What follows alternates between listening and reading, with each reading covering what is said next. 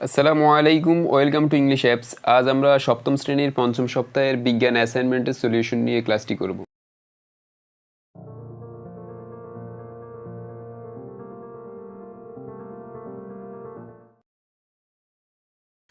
প্রথমে আমরা সিলেবাস নিয়ে কথা বলবো। তোমাদের সপ্তম শ্রেণীর বিজ্ঞান অ্যাসাইনমেন্টের সিলেবাসের মধ্যে একটা অধ্যায় দেওয়া আছে, নবম অধ্যায়, যেটা তাপ ও তাপমাত্রা সম্পর্কে। তো তোমাদের কভার পেজের বিষয় শিরোনামের ক্ষেত্রে অধ্যায়ের নামটি লিখবে, অর্থাৎ তাপ ও তাপমাত্রা লিখবে।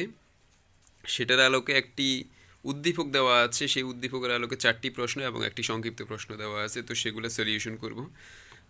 প্রথমে আমরা প্রশ্নগুলো পড়ে নেই। প্রশ্ন 1, লাবিব একটি লৌহদণ্ড নিয়ে তার এক প্রান্তে মোমবাতির সাহায্যে উত্তপ্ত করল। কিছুক্ষণ পর সে দেখল দণ্ডটির অপর প্রান্ত গরম হয়ে গেছে এবং থার্মোমিটারের সাহায্যে মেপে দেখল তাপমাত্রা 50 ডিগ্রি সেলসিয়াস। এটা হচ্ছে উদ্দীপক। তো এর আলোকে প্রশ্ন হচ্ছে, ক নাম্বার প্রশ্ন, তাপ সঞ্চালন কাকে বলে? খ নাম্বার প্রশ্ন হচ্ছে, তাপমাত্রা বাড়লে বায়ুমণ্ডলের চাপ কমে যায় কেন? গ নাম্বার, দণ্ডের তাপমাত্রা ফারেনহাইট স্কেলে নির্ণয় করো। ঘ নাম্বার, উদ্দীপকের আলোকে বস্তুতে কোন পদ্ধতিতে তাপ সঞ্চালিত হয়েছে বিশ্লেষণ করো। আর একটি সংক্ষিপ্ত প্রশ্ন রয়েছে, গরম হ্যারিকেনের সিমনিতে ঠান্ডা পানি পড়লে সিমনি ফেটে যায় কেন? ব্যাখ্যা করো। এটা হচ্ছে সংক্ষিপ্ত প্রশ্ন। যাই হোক, এই হচ্ছে তোমাদের প্রশ্ন। এখন আমরা এগুলো সলিউশন করব। তার আগে বলে নিচ্ছি, যারা এখনও ইংলিশ অ্যাপ চ্যানেলটিকে সাবস্ক্রাইব করোনি অবশ্যই সাবস্ক্রাইব করবে এবং নিচে দেখা বেল আইকনটি ক্লিক করে রাখো, যাতে করে যখনই আমরা অ্যাসাইনমেন্টের ভিডিও আপলোড করি তোমাদের কাছে নোটিফিকেশন চলে যায়। ছিল তাপ সঞ্চালন কাকে বলে, তো সেটা সংজ্ঞা লিখলাম। তাপ এক প্রকার শক্তি। তাপ শক্তি সর্বদা বেশি তাপমাত্রার স্থান থেকে নিম্ন তাপমাত্রার স্থানে প্রবাহিত হয়। তাপের এই স্থান পরিবর্তনকে তাপ সঞ্চালন বলা হয়। অর্থাৎ তাপ স্থান পরিবর্তন করে, যেমন তাপ শক্তি সর্বদা বেশি তাপমাত্রার স্থান থেকে নিম্ন তাপমাত্রার স্থানে প্রবাহিত হয়। এই যে স্থান পরিবর্তনটা, এই স্থান পরিবর্তনকেই তাপ সঞ্চালন বলা হয়। খ নম্বর প্রশ্নটি ছিল, তাপমাত্রা বাড়লে বায়ুমণ্ডলের চাপ কমে কেন? সেটা লিখতে বলা হয়েছে। তো দেখো, সেটার উত্তর লিখলাম। কোনো স্থানের বায়ুচাপ সেখানকার তাপমাত্রার উপর নির্ভর করে, অর্থাৎ কোনো স্থানে বায়ুচাপটা সেই জায়গায় যে তাপমাত্রা সেটার উপর নির্ভর করে। তাপ পেলে বায়ু হালকা হয়ে উপরে উঠে যায়, যখন তাপ পায় তখন বায়ুটা হালকা হয়ে উপরের দিকে উঠে যাবে।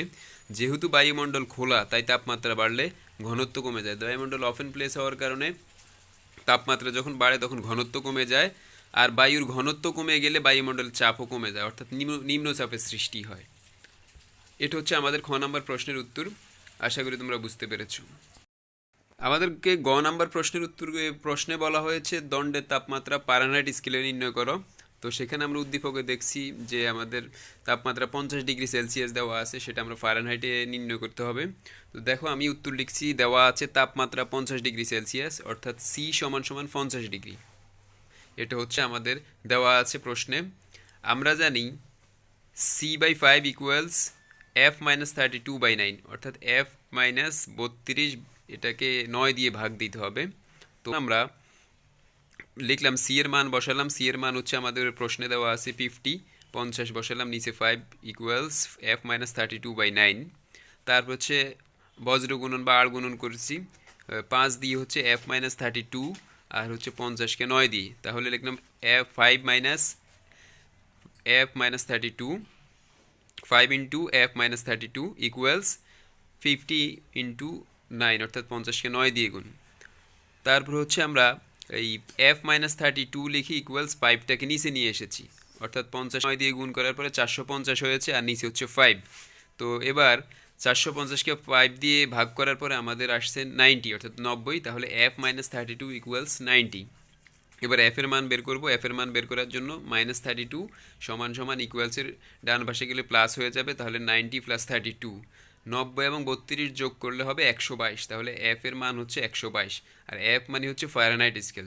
এখন দণ্ডের তাপমাত্রা ফারেনহাইট স্কেলে 122 ডিগ্রি সেলসিয়াস, আমরা ইকুয়ালস ক্যালকুলেশন করে এটার উত্তর বের করেছি। তো আশা করি তোমরা খুব ক্লিয়ারলি প্রশ্নের উত্তরটি বুঝেছো। এইভাবে সুন্দর করে লিখে দিবে, তাহলে হচ্ছে যে তুমি ভালো মার্কস পাবে আশা করি। ঘ নম্বর প্রশ্নে বলা হয়েছে, উদ্দীপকে বর্ণিত লৌহদণ্ডের মধ্যে কোন পদ্ধতিতে তাপ সঞ্চালিত হয়? তো আমরা সেটার উত্তর লিখছি। দেখো, ঘ নম্বর, উদ্দীপকে লৌহদণ্ডটির মধ্য দিয়ে পরিবহন পদ্ধতিতে তাপ সঞ্চালিত হয়। আমরা এটা বুঝতে পারলাম। নিম্নে বিশ্লেষণ করা হলো, কঠিন পদার্থের কণাগুলো অনেক শক্ত বন্ধনে আবদ্ধ থাকায় তারা নিজেদের স্থান পরিবর্তন করে না। অর্থাৎ যে কোনো কঠিন পদার্থ যখন কণাগুলো অনেক শক্ত বন্ধনে থাকে, তখন তারা নিজেদের স্থান কখনো পরিবর্তন করে না। এই কণাগুলো তাপের প্রভাবে উত্তেজিত হয়ে কেবল নিজেদের অবস্থান থেকে দোল খেতে থাকে এবং পার্শ্ববর্তী ঠান্ডা কণাতে তাপ প্রবাহিত করে। অর্থাৎ এই কণাগুলো তাপের প্রভাবে উত্তেজিত হয়ে কেবল নিজেদের অবস্থান থেকে দোল খেতে থাকবে এবং পার্শ্ববর্তী পাশে যেই ঠান্ডা কণাগুলো আছে সেগুলোতে তাপ প্রবাহিত করতে থাকে। উদ্দীপক একটি লৌহদণ্ডের এক প্রান্তের সাহায্যে উত্তপ্ত করলে অপর প্রান্তটি গরম হয়ে যায়। যেটা আমরা দেখলাম, মোমবাতির সাহায্যে যখন এক প্রান্তে উত্তপ্ত করছে তখন অপর প্রান্তটিও গরম হয়ে যায়। লৌহ একটি কঠিন পদার্থ, তাই দণ্ডের যে প্রান্তে আগুনের মধ্যে আছে সেই অংশের অণুগুলো আগুন থেকে তাপ গ্রহণ করে নিজের অবস্থান থেকে স্পন্দিত হয়ে থাকে। এই স্পন্দনের মাধ্যমে উত্তপ্ত অণুগুলো পার্শ্ববর্তী শীতল অণুগুলোকে তাপ প্রদান করে, সেগুলো উত্তপ্ত হয়ে আবার তাদের পার্শ্ববর্তী তাপ সঞ্চালিত করে। এভাবে পরিবহন পদ্ধতিতে লৌহের দণ্ডে তাপ সঞ্চালিত হয়। অর্থাৎ যখন লৌহের এক প্রান্তে মোমবাতি দিয়ে উত্তপ্ত করা হবে তখন এই অণুগুলো অপর প্রান্তে ট্রান্সফার করে, তখন সেইখানে শীতল যে অণুগুলো আছে সেখানে তাপ প্রদান করে, সেগুলো উত্তপ্ত হয়ে আবার তাদের পার্শ্ববর্তী তাপ সঞ্চালন করে। এইভাবে পরিবহন পদ্ধতিতে হচ্ছে যে তাপ সঞ্চালিত হয়। আমরা আশা করি বুঝতে পেরেছ। 2 নম্বরে আমাদেরকে একটি সংক্ষিপ্ত প্রশ্ন করা হয়েছে, গরম হ্যারিকেনের চিমনির মধ্যে ঠান্ডা পানি ফেললে চিমনি কেন ফেটে যায় সেটা বলা হয়েছে ব্যাখ্যা করার জন্য। তো সংক্ষিপ্ত প্রশ্ন, আমি সংক্ষিপ্ত উত্তর দিয়েছি। দেখো, সাধারণত কাঁচ তাপের কুপরিবাহক, এই কুপরিবাহক কাঁচ দিয়েই হ্যারিকেনের চিমনি তৈরি। হ্যারিকেনের শিখার তাপে চিমনি উত্তপ্ত হয়ে প্রসারিত হয়। যখন এই গরম চিমনির উপর ঠান্ডা পানি পড়ে তখন চিমনি বাইরের অংশে সংকুচিত হয়, কিন্তু ভিতরের অংশ একই সময় সংকুচিত হতে পারে না। অর্থাৎ বাইরের অংশ সংকুচিত হবে কিন্তু ভিতরের অংশ একই টাইমে সংকুচিত হতে পারে না। এই অসম সংকোচনের ফলে গরম হ্যারিকেনের চিমনির উপর ঠান্ডা পানি পড়লে চিমনি ফেটে যায়। অর্থাৎ যখন বাইরে সংকুচিত হবে তখন যদি ভিতরে হতো তাহলে এই অবস্থাটা হতো না, কিন্তু বাইরে হওয়ার কারণে ভিতরে হয় না। এই যে দুইটি অসম অবস্থান, এই দুইটি অসম অবস্থানের কারণেই মূলত গরম হ্যারিকেনের চিমনির উপর যখন ঠান্ডা পানি পড়ে চিমনিটি ফেটে যায়। এটা হচ্ছে উত্তর। তো তোমাদের একটা উদ্দীপকের আলোকে 4টা প্রশ্নের উত্তর আমরা দিয়েছি এবং একটা সংক্ষিপ্ত প্রশ্ন ছিল সেটার উত্তর দিয়েছি। আশা করি তোমরা উত্তরগুলো খুব ভালো করে বুঝতেছ। তো আমাদের ক্লাস যদি ভালো লাগে অবশ্যই, যারা এখনও সাবস্ক্রাইব করেন নতুন রয়েছে, অবশ্যই ইংলিশ অ্যাপ চ্যানেলটিকে সাবস্ক্রাইব করবে এবং নোটিফিকেশন বাটনটি অন করে রাখবে, যাতে করে যখনই আমরা অ্যাসাইনমেন্টের ভিডিও আপলোড করি তোমাদের কাছে নোটিফিকেশন চলে যায়।